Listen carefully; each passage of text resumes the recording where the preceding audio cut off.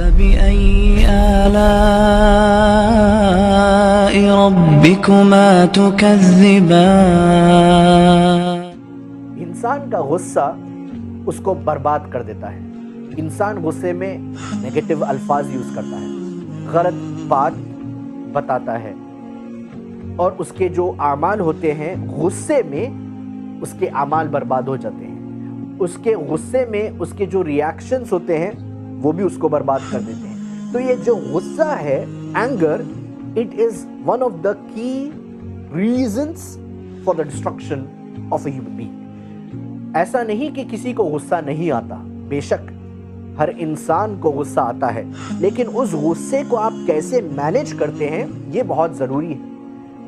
ہمیں یہ چاہیے کہ ہم وہ نصیحت کو لیں جو اس کو اللہ کے نبی صلی اللہ علیہ وسلم نے صحابی کو دی، کہ صحابی نے پوچھا یا رسول اللہ صلی اللہ علیہ وسلم آپ مجھے نصیحت کریں. آپ نے کہا غصہ نہ کرو.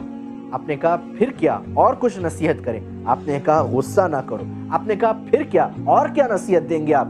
آپ نے کہا غصہ مت کرو.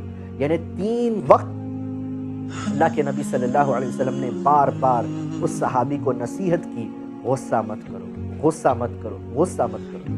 یہاں پر ہمیں پتہ یہ چلتا ہے کہ غصہ ایک ایسا سبب بنتا ہے جو ہمیں ہماری پازیٹیو لیونگ کو برباد کرنے کا ایک وجہ بنتا ہے، ایک سبب بنتا ہے. تو ہمیں چاہیے کہ ہمیں اینگر مینجمنٹ، ہمیں غصہ آتا ہے، ہمارے بعض ایسی چیزیں ہو جاتی ہیں، بعض لوگ ایسے کام کرتے ہیں جس سے ہمیں غصہ آتا ہے، لیکن شریعت نے، اسلام نے اس کو ایک شیپ دیا ہے، اس کو ایک کنٹرول، ایک شکل دی ہے جس کے تحت ہمیں اس کو ادا کرنا چاہیے اور اس کو ہمیں مینیج کرنا چاہیے.